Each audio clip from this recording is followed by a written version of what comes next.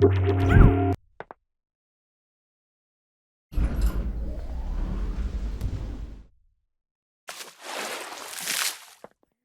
now covered most of the basics that we need to go over, we're actually ready to get started with rigging this face. In this example, on this head, when it comes to how we lay out all of our controls and all of that as we've spoken about, what we will do is go for something somewhat simpler. At least that is to say, simpler in the construction. There is, as we've said, a good deal of stuff that goes into making a face rig. And so what we'll do in this particular example is to knock up something that is simpler, to help you get a feel for the process of doing face rigging before you start moving on to more complicated characters or setups. So to start out with then, we'll want to deal with the hierarchy, of course. With a face, the hierarchy is that everything is a child essentially of the main head. The face just comes along with the main head. So we're going to want to come off of our head item, bone, controller, whatever we're doing in that way. In this case, we'll just work straight off the bone. As you can see, what I have here is just that head and neck bone there, very basic, just to knock things in. And of course, as you can see, I have a full weight for the head. So of course, all of the head gear, all of the head vertices are already skinned to this one bone. Any of the face bones will just work on top of that, excluding, of course, as you can see, the eyeballs there, which will have their own individual bones that of course want to share influence, because you don't want stretchy, bendy eyeballs. So what we'll do is we'll throw in a root to be the root of our entire face. We'll just call this face root, throw it in as a child bone of the head here, and I'll just stick it somewhere like this. It's reasonably flat, it only needs to be tiny little thing like that, since it's really just a coordinate root in that respect. It doesn't need any strength whatsoever, so we can straight away set that to 0 and we'll just rest it in place. From here, the best place to start with a face is pretty much always going to be the jaw, getting the jawbone in. Principal reason why is because, of course, you know, as far as the face goes, the jaw is the only structurally articulated piece. If the rest of the body is, you know, these hinges between bones, and the face is just this cloth draped over a ball, then the major moving part is, of course, the jaw. That's going to be one of the primary stretchers, if you will, of the face skin or geometry. So coming off of the face root, we'll add another child here, which we'll just call the jaw root.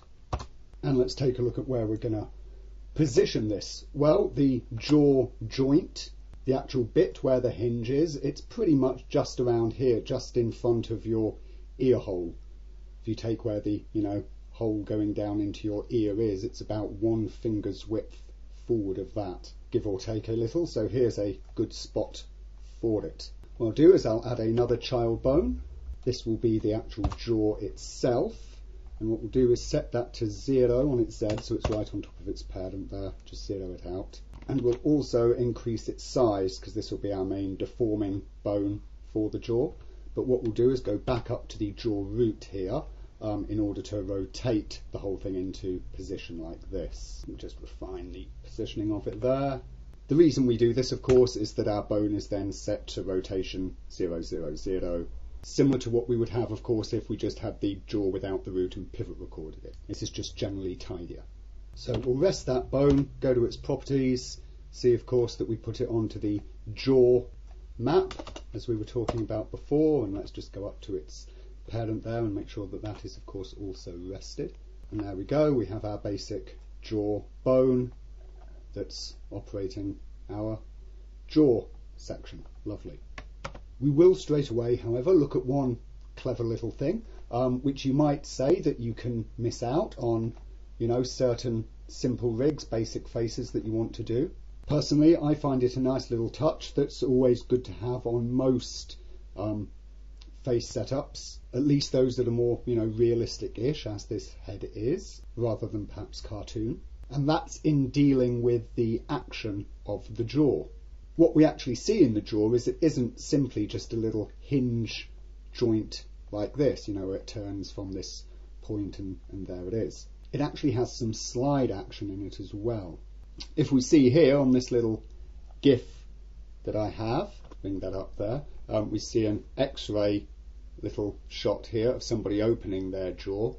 What you can see A little funny to make out, but you can notice it if you look. It's just here at that point there where the jaw is closed. It's got this little dark sort of sausage-shaped lump there. That is the point of rotation. That's, where the jaw hinges from. But you'll notice that as the jaw opens, that starts to slide forward.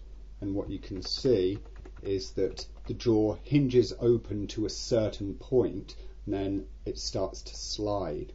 What we see on our just simple setup, of course, is that when the jaw gets really open, the jaw bone is sort of biting into the neck a bit there. It looks a little unnatural. But we can see that if we take our jawbone and slide it forward a bit, that starts to look better. Seems like a bit of a cheat fix to just mush the jaw out of place, but actually it is more in keeping with the way the jaw really articulates. Owing to that, it's something I like to build in, so we'll do that to begin with. First of all, we're going to be wanting to slide the actual jawbone forward there, as you saw, like this, just sort of flat on the Z, like this. Of course, owing to the way that I rotated the parent of this, it means that I'm going to have to slide it on both the Z and Y here to go straight forward. I don't have axis alignment in that direction. So this immediately calls for a little bit of change to my hierarchy here. So what I'm actually going to do is I'm going to take my jaw root and put it at 0 so it's flat like this. I'll then take my jawbone, just deactivate the deforms there for a moment, and put it back down into its position there and just rest it in. Pop open my scene editor because I'm still going to want to 0 this, so what I shall do in this case is to just clone the actual jawbone itself. Okay, we'll call this jaw base, shall we? We can shrink it down because again it's just a base bone, it doesn't need to be large, and we'll set its strength to be 0 of course, so it's not actually affecting our mesh here. And then we take the jaw, make it a child of the jaw base, make sure everything there is rested. It forms back on, and we've still got our jaw operating there. That's fine. So jaw base has parent coordinates that allows it to be slid directly there on Z, which is good. But because of its own rotation, it zeroes out the jawbone for us. Now what we need to do is just to link in the motion of the slide with the motion of the rotation. There are, of course, a few ways to set this effect up to work automatically during animation for us. We can use expressions, we can use something like cyclist, of course, because we're using the animation of one thing to drive another. We can use constraints or nodal and so on. We will, however, straight away come back to this idea of hierarchy and what controllers we choose to use and how we choose to use them. And we see the very specific effect that we're trying to get onto the actual, bone items themselves here. Because we have the jawbone that's going through, whatever rotation, but then we've got its parent that wants to be moved based on that rotation. A parent is being driven by its child. Of course, if we just take a look here, we can do a basic constraint on it.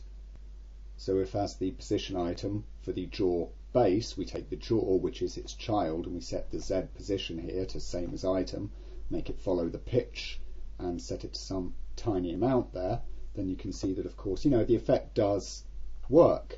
Indeed, we can see that as the, jawbone rotates open here, the parent is sliding. Make that effect a bit more pronounced, perhaps. There we go. But what we're getting Lightwave warners of is this cyclic item dependency error down here. That's because we've got child driving parent. Now in this case it doesn't matter because of course we're using the rotation channel of one to drive a position channel of the other. There's no conflict here. So the whole setup does actually work. And if you're happy to live with that, then great, there it is. The problem is that because Lightwave detects this as a dependency, we've got this warning constantly popping up, which is annoying. But also, of course, doing some of the rigging that we're going to be here on the face can be quite intricate, and it's easy to, misplace the odd connection sometimes as you're working or, trying stuff out. And if we wind up with a genuine dependency that is, causing a problem, an actual break, then it would be nice to, only have the warning pop up then, so that we can be alerted to it, rather than having to sort of bug hunt it out ourselves. The simple way around this is, of course, to drive the effect from something that's external to this hierarchy. so it's not picking up any back and forth dependence. And so we're going to do that just by adding null controllers for the jaw. So what I'll do, I'll add a null. I'll call this jaw control base. So okay that, and let's make it a child just of the head as well here. Suppose if we wanted to, we could make it a child of the face root even. And we're going to pop that out somewhere in front of the jaw around here. It's just behind my scene editor. So there it is. We'll just make another one of it. Call that the jaw control, and we'll just parent it to the control base. Base can be locked and hidden. And the jaw control here, I'm just going to use an item shape on, something like that.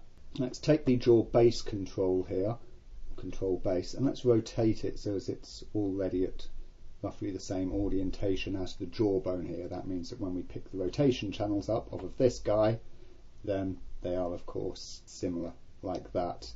Except if we look, yep, it's backwards, so that's got bank down and heading and pitch pointing towards the chin. So let's just take our control base and spin it that away instead. So there we go, the two are broadly aligned like that. What I can now do is take my actual jawbone. Its position item is going to be the jaw control. Set everything to same as item. Not world, obviously, and now that means that, of course, because this is zeroed out, as we move that around, we can move the jawbone like that. And we'll go to its rotation item, and of course we'll do exactly the same thing. So we'll have the jaw control all over the same as item. This now means that we've got our, jaw rotation from a single controller there. And it follows as we would expect it to.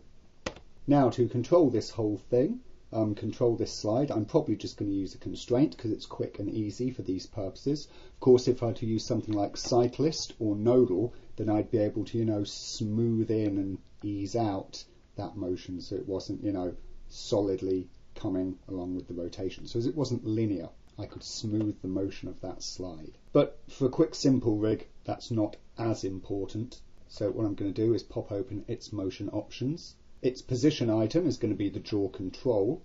Its Z is going to be using the same as item, but of course it's going to be following the pitch channel. Then we want to think about how much we want it to come forward. So let's say a max opening will be something like that. Then we would maybe want it to come forward, let's say, to around about there. What's that, 17.5 millimeters, maybe 18. And there we have it. That action works nicely. Of course, if we bring the jaw up past close, then it slides backwards. We don't really want that, and we might not want it sliding throughout the full rotational range. We might want it to kick in part way through. So let's say when I've reached something like, 12 degrees, I want it to, actually kick in. So what I'll do here is I'll do a plus minus, so I'll just subtract a bit off there. I can just work that in like that. Okay, that's 7 mil off. We notice that as I come back to 0, of course it takes that 7 mil off. So we just go up to it again and we clamp it. We want to set it off here on its limit so as it cannot be any less than 0. So there we go, that fixes that there. Of course it's now not coming as far forward as it was before. To check it there, we can see that, yeah, that's only 11 mil, so we just increase the amount of that multiplier like this. Without something that's probably a bit too far. Take it down. There we go. And we see that we now have this action that only kicks in part way through and drives nicely there. And super. We can now manipulate our jaw around like this, and it will do any necessary, sliding as it does like that. And we are of course still able to manually offset the positioning of our jaw by manipulating our controller here. Quick little tidy up. Now I'm at this point, I'll just take those bones there, those roots and jaw bases and whatnot, and I'm just going to of course hide and lock all of those fellas. Usually easiest to do the housekeeping as we work along.